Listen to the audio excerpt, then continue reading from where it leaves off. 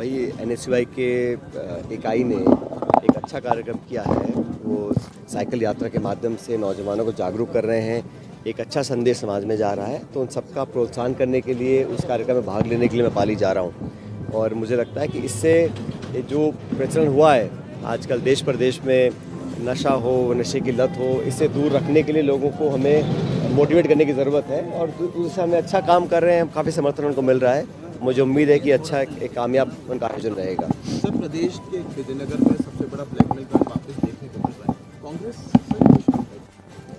देखिए, ये 1.25 साल से लगभग सरकार बीजेपी की है राजस्थान के अंदर, और इतने दावे किए हैं सरकार ने, आंकड़े प्रस्तुत किए हैं। हकीकत ये है कि लॉ एंड ऑर्डर, महिला उत्पीड़न, इस प्रकार के घिनौने अपराध लगातार बढ़ रहे हैं। और इस पर अंकुश लगाने के लिए सरकार ने अब तक सिर्फ आश्वासन ही दिया है। जब भी सरकार का जवाब आता है आश्वासन मिलते हैं, लेकिन जो प्रशासन में पकड़ होनी चाहिए, पुलिस के ऊपर जिस प्रभावशाली तरीके से सरकार का नियंत्रण होना चाहिए, उसमें कहीं कमी दिखती है मुझे। और इच्छा शक्ति भी कमी है, उनकी प्रायोरिटीज़ अलग हैं। और दुख की बात है कि इस प्रकार के प्रकरण सामने आते हैं और समाज में लोगों में बहुत आक्रोश है। हमारी पार्टी ने विधानसभा के अंदर, विधानसभा के बाहर लगातार मुद्दों को उठाया है, लेकिन सरकार की जो लचर रवैया है, उसी का परिणाम है कि इस प्रकार की घटनाओं को अंजाम दिया जा रहा है। सचिन जी, लेकिन जिस तरह से विपक्ष की जो भूमिका रहती है हमेशा से ऐसे गंभीर मुद्दों पर, इस बार वह बिल्कुल भी नजर नहीं आई। नहीं, ऐसा नहीं है। हम सब लोगों ने इस मुद्दे को उठाया है और न्याय मांगने की गुहार हम लोगों ने सरकार से लगाई है।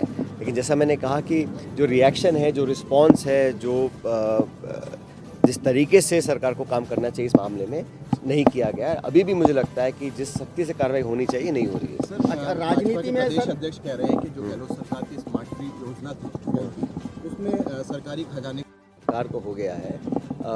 अभी भी सिर्फ कांग्रेस को कोसना, कांग्रेस की सरकारों को गालियां देना या नेताओं को भला बुरा कहना, ये शोभा नहीं देता। अब आपको 1.25 साल में आपने अब तक क्या किया है? अब तक किस जो योजना पहले थी उनको सबको बंद किया है। और चाहे नौकरियां हो, चाहे लॉ एंड ऑर्डर हो, चाहे महंगाई हो, चाहे निवेश हो, सिर्फ घोषणा ही हुई है 1.25 साल में।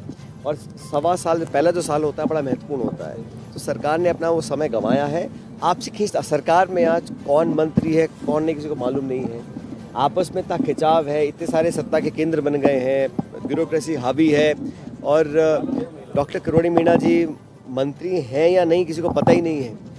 ना तो उनको रखा जा रहा है, ना उनको हटाया जा रहा है, ना उनको काम दिया जा रहा है, ना उनसे काम करवाया जा रहा है, लेकिन फिर भी वो मंत्री हैं। तो ये जो असमंजस है, किस लिए, क्या मजबूरियां हैं? सरकार में डिपार्टमेंट है, आपने शपथ दिलवाई है किसी व्यक्ति को, या तो उनसे काम कराओ या उनको फ्री कर दो। दोनों काम नहीं कर पा रहे हैं।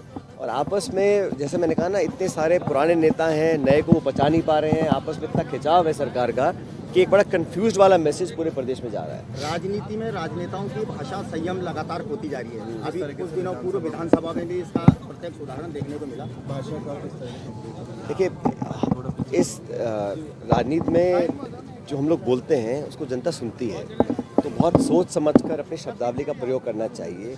अभी कुछ दिन पहले जो सदन के अंदर स्वर्गीय इंदिरा गांधी जी को लेकर जो बातें बोली गई, वो अशोभनीय थी। और मुझे लगता है कि ये बात सिर्फ कांग्रेस पार्टी की नहीं, पूरे देश के लिए है कि जब कोई व्यक्ति दुनिया में ना हो, खासकर ऐसा व्यक्ति जिसने देश के लिए अपनी शहादत दी हो, इसकी प्रधानमंत्री रही हो और भारत रत्न उनको मिला हो, उनके प्रति इस प्रकार व्यंग्यात्मक टिप्पणी करना, शब्दों का प्रयोग करना बड़ा गलत था। लेकिन जनरली मुझे लगता है कि हर व्यक्ति को, हर नेता को सोच समझ के अपने शब्दों का प्रयोग करना चाहिए। और अगर आप किसी के प्रति मान, सम्मान, आदर प्रकट नहीं कर सकते, तो उस पर छोटी और ओछी भाषा का प्रयोग बिल्कुल नहीं करना चाहिए। अभी आरएलपी ने जो सांसद हैं हनुमान बेनीवाल, उनका भी एक बयान आया था जिन्होंने भाजपाइयों को नौसी किया और कांग्रेसियों को कार्टून कहा। मैंने ऐसा कोई बयान देखा नहीं है। हाँ सर, नियुक्तियाँ अभी भी अजमेर में अटकी हुई। आप पिछली बार भी आए थे, आपने कहा था कि जल्दी नियुक्ति होगी। सारी हो रही हैं भाई। अब तो हम लोगों ने मंडल अपने बना दिए हैं और प्रदेश कांग्रेस कमेटी ने दिशा निर्देश भी दिया है। हमारे सारे सेक्रेटरीज लगातार दौरे कर रहे हैं, मीटिंग्स ले रहे हैं। और सरकार ने जो निकाय चुनाव थे उनको पोस्टपोन किया है, लेकिन हमारी जो इकाइयाँ हैं बड़ी सक्रिय है और पूरे प्रदेश भर में, क्योंकि विधानसभा का सत्र चल रहा है, लेकिन सभी लोग दौरे कर रहे हैं और जनता के साथ अपने आप को कनेक्ट कर रहे हैं। राजस्थान में जो सरकार बनी पिछले विधानसभा चुनाव के बाद, सरकार बहुमत मिलने के बाद से ही लगातार जनता को निराशा देखनी पड़ी है।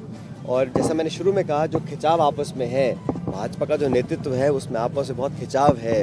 दिल्ली, जयपुर में, राजस्थान में कई सत्ता के केंद्र बन गए हैं और उसका संकेत साफ दिखाई देता है जब गवर्नेंस और प्रशासन पर उसका प्रभाव पड़ता है और उसका खामियाजा जनता को भुगतना पड़ता है। क्या कांग्रेस पार्टी के अंदर खिंचाव नहीं है सर? राजस्थान के हमारी अंदर पार्टी यदि में केंद्र राजस्थान हम के विपक्ष में नेतृत्व की हैं बात और करें। हमारे पूरे विधायक दल, पूरी पार्टी एकजुटता से जनता के हितों की रक्षा कर रहे हैं हम लोग।